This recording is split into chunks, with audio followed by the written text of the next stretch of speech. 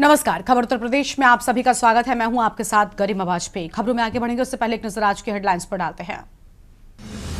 CM योगी ने अफसरों को दिए निर्देश। आंधी, बारिश, ओलावृष्टि, वज्रपात को लेकर भ्रमण कर सर्वे करने का निर्देश दिया। झांगुर के 22 बैंक खातों में 60 करोड़ की विदेशी फंडिंग, ईडी का खुलासा।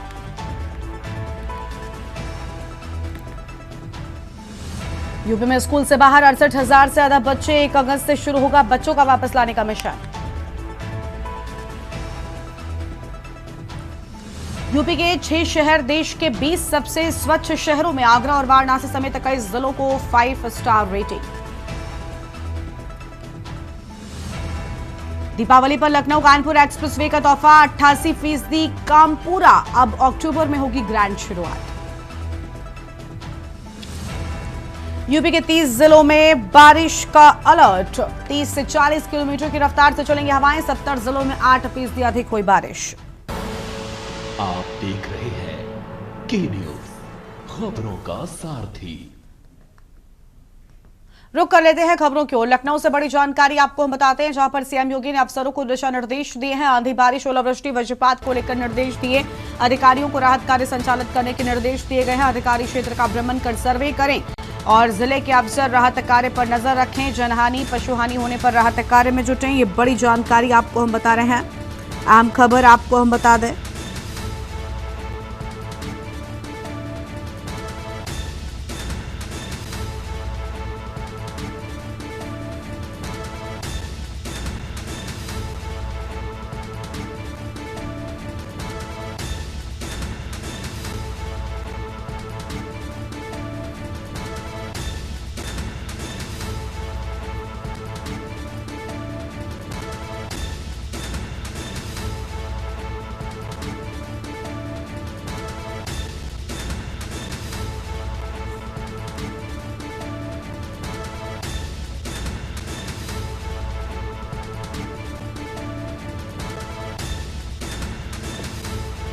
अधिकारियों को राहत कार्य संचालित करने की बात कही गई। अधिकारी क्षेत्र का भ्रमण कर सर्वे करें। अहम जानकारी आपको हम बता रहे हैं।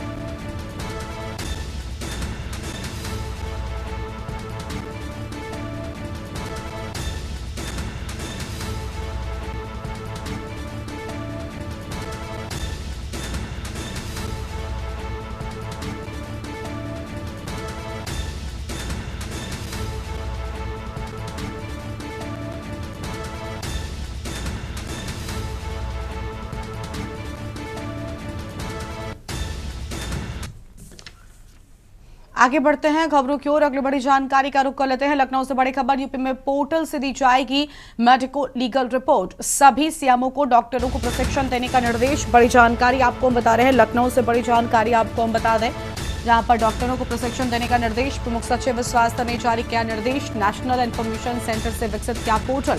अब मैनुअल रिपोर्ट देना होगा बंद। बड़ी जानकारी आपको हम बता दें, अब मैनुअल रिपोर्ट देना बंद होगा। नेशनल इंफॉर्मेशन सेंटर से विकसित किया पोर्टल। ये बड़ी जानकारी आपको हम बता रहे हैं।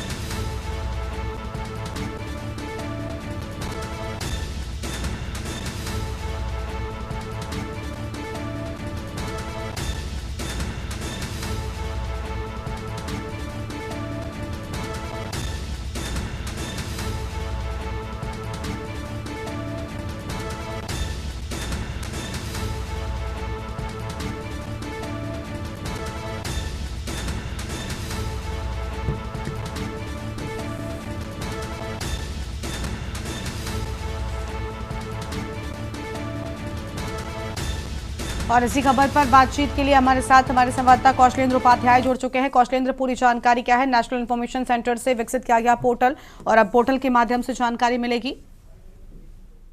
जी बिल्कुल, देखिए आपको बताऊं, जिस तरह से जो पोस्टमार्टम होता था उसके बाद जो रिपोर्ट आती थी, तो कहीं न कहीं जो है वो पोस्ट के माध्यम से या जो दूसरा प्रिजर्व किया जाता था, वो जब लैब से जो है जांच हो जाए, पूरी जांच रिपोर्ट आती थी, तो कहीं ना कहीं उसमें समय लगता था। अब इसके लिए ट्रेनिंग दी जा रही है। जो सीएमओ है वो तत्काल जो है ऑनलाइन पोर्टल के माध्यम से कम स्टेटस रिपोर्ट वो जान सकते हैं कि हमने हमारे क्षेत्र में, हमारे जिले में जितने भी पोस्टमार्टम हुए हैं, कुछ ऐसे मामले होते हैं कि जिनकी तत्काल पोस्टमार्टम की रिपोर्ट की आवश्यकता होती है, क्योंकि उसी पोस्टमार्टम रिपोर्ट के आधार से धाराएं बढ़ती हैं और एक्शन लिया जाता है। तो इसलिए तत्काल ये है, पोर्टल के माध्यम से ऑनलाइन जुड़े रहेंगे तो रिपोर्ट पे स्टेटस पता चल जाएगा और कम से कम आगे की जो सुनवाई होगी उस केस में वो आसानी मिलेगी। शुक्रिया कौशलेंद्र आपका हमारे साथ जुड़ने के लिए, अहम जानकारी के लिए।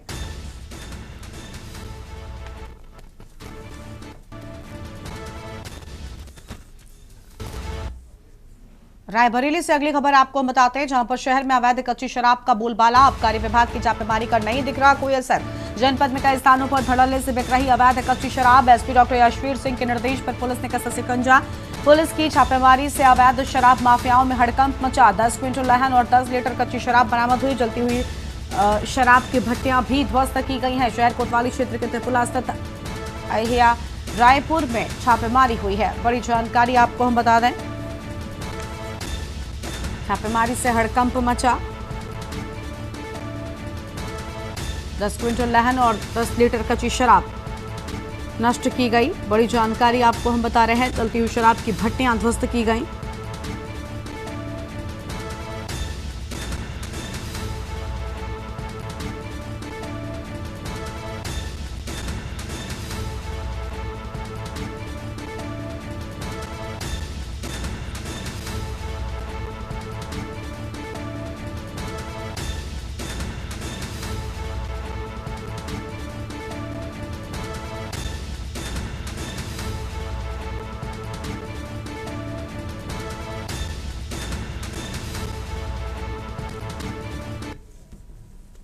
अलीगढ़ से बड़ी खबर है, जहां पर नगर निगम की लापरवाही से चांट वाले की मौत हो गई। स्ट्रीट लाइट की चपेट में आने से रेडी लगाते समय खुले तारों से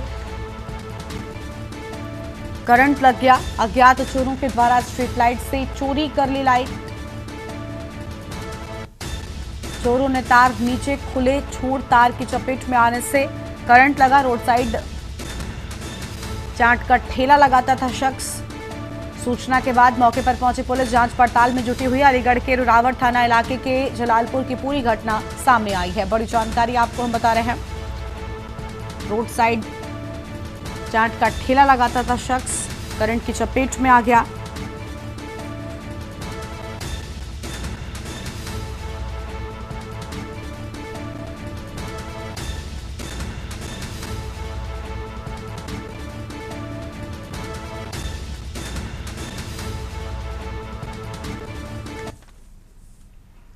मऊ से खबर है, जहां पर अरविंद राजभर सहित 25 अज्ञात पर मुकदमा। कैबिनेट मंत्री ओपी राजभर के बेटे अरविंद राजभर, राजीव राय के लेटर पैड के बाद दर्ज हुआ मुकदमा। उसी से लोकसभा सांसद है राजीव राय। बिना अनुमति के रेलवे स्टेशन पर निरीक्षण करने का आरोप। आरपीएफ थाने में दर्ज हुआ मुकदमा। राजीव राय ने सोशल मीडिया पर वायरल किया लेटर। मऊ रेलवे स्टेशन का पूरा मामला सामने आया है। बड़ी जानकारी आपको बता रहे हैं, उसी से लोकसभा सांसद है राजीव राय।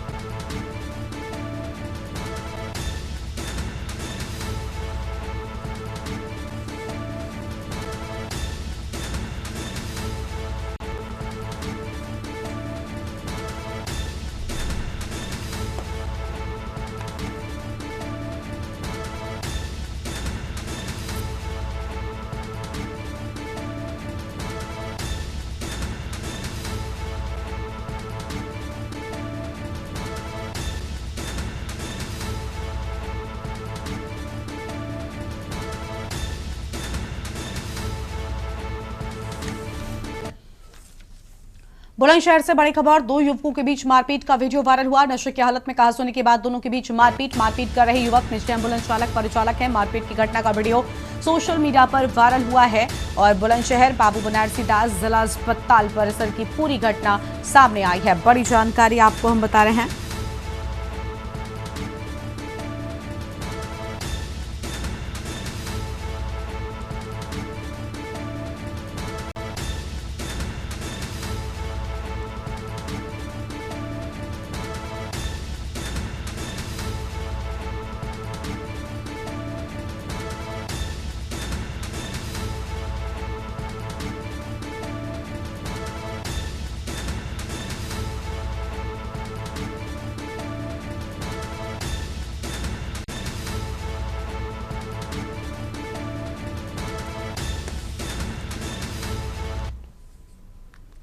आगे बढ़ते हैं खबरों की ओर। अगली खबर आपको बताते हैं ग्रेटर नोएडा के नॉलेज पार्क थाना क्षेत्र में शारदा यूनिवर्सिटी की बीडीएस सेकेंड वर्ष की छात्रा ज्योति ने गर्ल्स हॉस्टल मंडेला में फांसी लगाकर आत्महत्या कर ली। साथ ही पुलिस को एक सुसाइड नोट मिला है। सूचना मिलते ही थाना नॉलेज पार्क पुलिस और आला अधिकारियों ने मौके पर पहुंचकर फॉरेंसिक टीम ने घटनास्थल का निरीक्षण किया। शव को कब्जे में लेकर पोस्टमार्टम के लिए भेज दिया। इसी बीच यूनिवर्सिटी के छात्रों ने प्रशासन के खिलाफ प्रदर्शन शुरू कर दिया।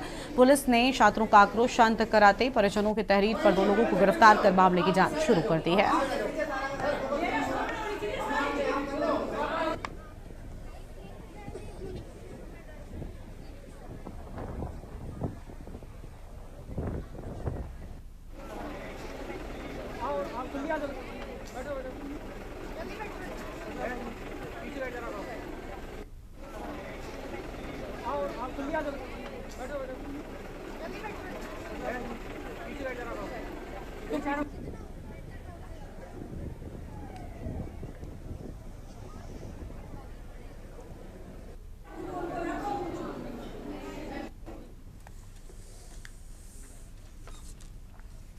मथुरा से खबर है। थाना बलदेव इलाके के यमुना एक्सप्रेस वे पर सुबह सुबह अलग अलग 2 भीषण हादसे हो गए। यहां अज्ञात वाहन की टक्कर से एक कार पलट गई। हादसे में 6 लोगों की मौत हो गई।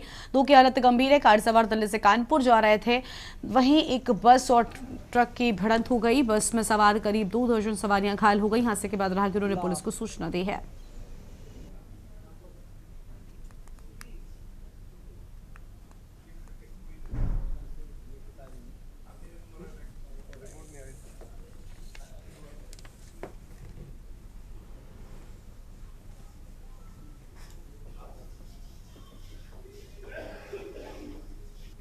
एक 140 किलोमीटर पर और एक 131 किलोमीटर। जो 140 किलोमीटर पर दुर्घटना घटी है, इको गाड़ी में 8 लोग बैठ करके आगरा जा रहे थे। पीछे किसी अज्ञात वाहन ने टक्कर मार दी और उसमें बहुत ही दुर्भाग्यपूर्ण तरीके से 6 लोगों की मृत्यु हो गई है और 2 लोग घायल हैं। घायल को आगरा मेडिकल कॉलेज में इलाज चल रहा है। सभी लोग आगरा के थे।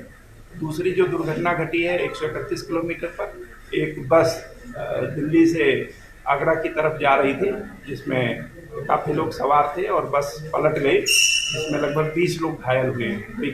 बीती रात यमुना एक्सप्रेसवे पे 2 एक्सीडेंट्स रिपोर्ट हुई हैं, जिनमें कि पहला एक्सीडेंट जो है वो 140 माइलस्टोन पर लगभग रात्रि 3 बजे इसमें एक चलती इको कार सामने चल रहे एक ट्रक में जाकर घुस गई। संभवतः ड्राइवर को नींद आने के चलते ये घटना हुई है, जिसमें कि इको में सवार 6 लोगों की मृत्यु हो गई और 2 लोग घायल हैं।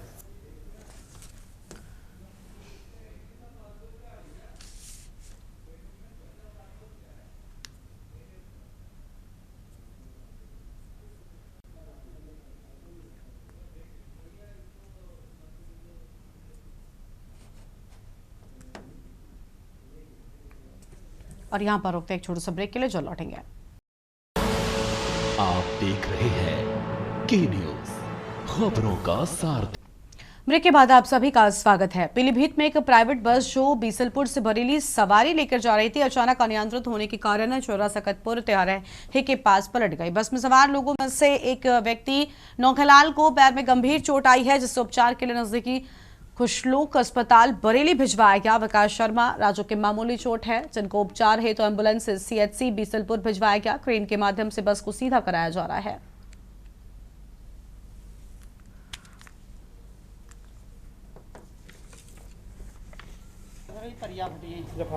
फटी गई है पूरी फटी बांध दी ये कितना है घोड़ा फटी है पूरी फरिया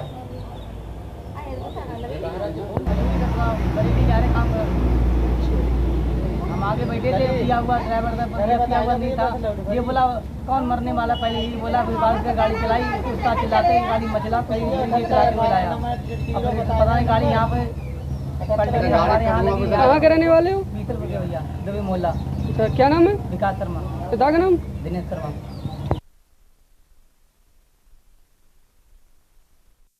अलीगढ़ कोतवाली इगलास पुलिस ने कस्बे के मंडी रोड के निकट से भैंस चोर गैंग के 25,000 के नामे सहित 3 सदस्यों को गिरफ्तार कर लिया। आरोपियों के कब्जे से 5 लाख रुपए कीमत की 5 चोरी की भैंस चोरी द्वारा अर्जित किए गए धन से खरीदी गई लग्जरी कार, 3 अवैध चाकू प्लास आदि सामान बरामद किया गया है। पुलिस द्वारा सुसंगत धाराओं में रिपोर्ट दर्ज कर आरोपी को जेल भेज दिया गया है।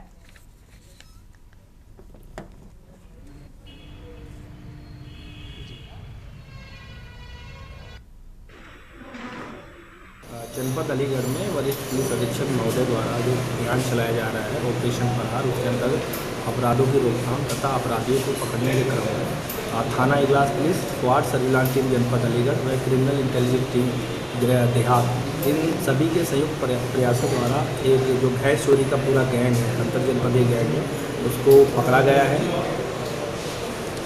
पता चल पाए लोगों से क्या क्या बरामद हुआ है? जी, जो अभी तक जो इनके पास से बरामद हुआ है वो 3 अदद चाकू, 1 प्लास, 1 संबल, 5 भैंसें बरामद हुई हैं, 1 स्कॉर्पियो गाड़ी। ये स्कॉर्पियो गाड़ी जो भैंसों से इन्होंने बेच के पैसा प्राप्त करा है वो हुई है, 1 स्प्लेंडर गाड़ी प्राप्त हुई है और 19,000 रुपये नकद प्राप्त हुए। कब से इस काम को अंजाम दे रहे थे?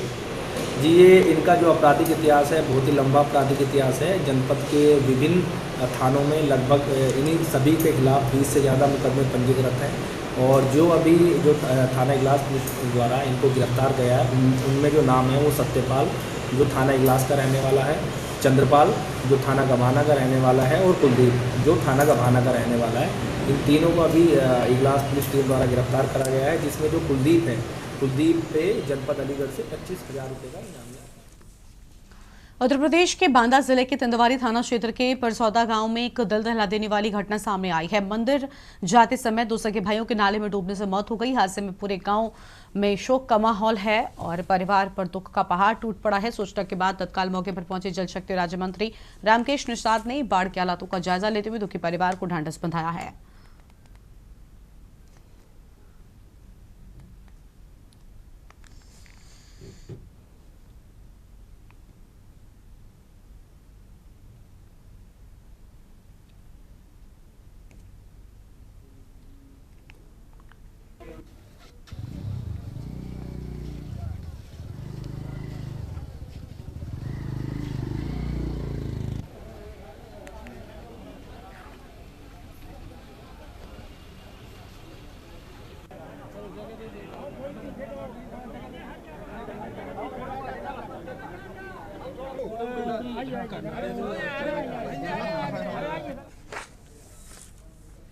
सावन महीने में कांवड़ यात्रा के दौरान उत्तर प्रदेश के हापुड़ में पुलिस न सिर्फ कानून व्यवस्था संभाल रही है बल्कि मानवता की एक मिसाल भी पेश कर रही है। गढ़कोतवाली पुलिस के जवान शिवभक्त कांवड़ियों की सेवा में तन मन से जुटे हुए हैं। पांव में छाले पड़ने पर पुलिसकर्मी खुद मरहम लगा रहे हैं और थके हारे भक्तों के पैरों की मालिश कर उन्हें राहत पहुंचा रहे हैं। एक वीडियो सोशल मीडिया पर वायरल हो रहा है जिसमें गढ़कोतवाल नीरज कुमार एक मासूम शिवभक्त के पैरों की मालिश करते नजर आ रहे हैं। ये दृश्य लोगों को भावुक कर रहा है, पुलिस की संवेदनशीलता और सेवा भाव को दर्शाता है।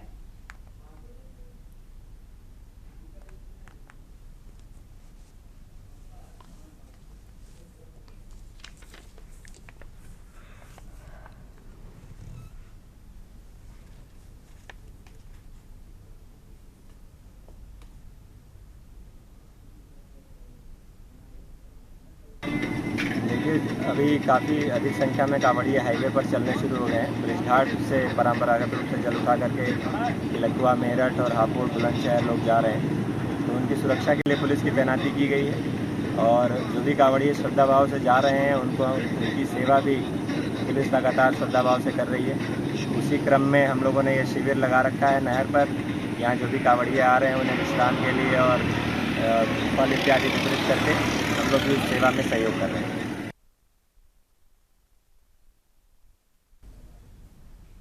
ऑल इंडिया मुस्लिम जमात के राष्ट्रीय अध्यक्ष मौलाना शहाबुद्दीन रिजवी ने पाकिस्तान के खिलाड़ियों के भारत आने पर कड़ा विरोध जताया है। उन्होंने कहा कि वही लोग हैं जो ऑपरेशन सिंदूर के दौरान भारत के खिलाफ जहर उगल रहे थे। अगर ये खिलाड़ी भारत आए तो हम रोड पर उतरकर इनका विरोध करेंगे। हिंदुस्तान और पाकिस्तान में खेल का प्रोग्राम होने जा रहा है और भारत सरकार का जो खेल मंत्रालय है उसने इजाज़त दी है पाकिस्तान के खिलाड़ियों को भारत में खेलने की। ये इजाज़त देना निहायत ही शर्मनाक कदम है और इसका समर्थन किसी एतबार से कोई भारतीय नहीं करेगा, इसलिए कि ये वही पाकिस्तानी खिलाड़ी हैं कि जब ऑपरेशन सिंदूर के दौरान भारत को पानी पी पी कर कोस रहे थे, भारत के खिलाफ ज़बरदस्त अंदाज में ये बोल रहे थे। भारत के प्रधानमंत्री नरेंद्र मोदी की कदम कदम पर ये लोग तौहीन कर रहे थे। ये वही पाकिस्तानी लोग हैं जिन्होंने पहलगाम में आतंकवादी घटना अंजाम दी और बेकसूर लोगों की जानें इन्होंने ली। तो इनका कदम भारत की सरजमीन पर हम रखने नहीं देंगे और पाकिस्तानी खिलाड़ियों का खुल करके हम विरोध करेंगे और हम अपने साथ में दूसरे समुदाय के लोगों को लेकर के भी हम रोडों पर उतरेंगे और इसका विरोध किया जाएगा। और भारत सरकार से हमारी अपील है कि वो अपने फैसले पर पुनर्विचार करे और वापस ले। कलेक्ट्रेट सभागार में सांसद मुकेश राजपूत की अध्यक्षता में संसद सदस्य सड़क सुरक्षा समिति की बैठक हुई है और एआरटीओ सुभाष चंद्र राजपूत ने कहा कि जून 2025 में जिले में सड़क हादसों में 65.62% और मृतकों में 76.92% की वृद्धि हुई। कुल 53 दुर्घटनाओं में 23 की मौत और 60 घायल हुए, जिनमें से 36 मामलों में दोपहिया वाहन शामिल रहे। राजमार्गों पर हादसे चिंताजनक रूप से बढ़े हैं।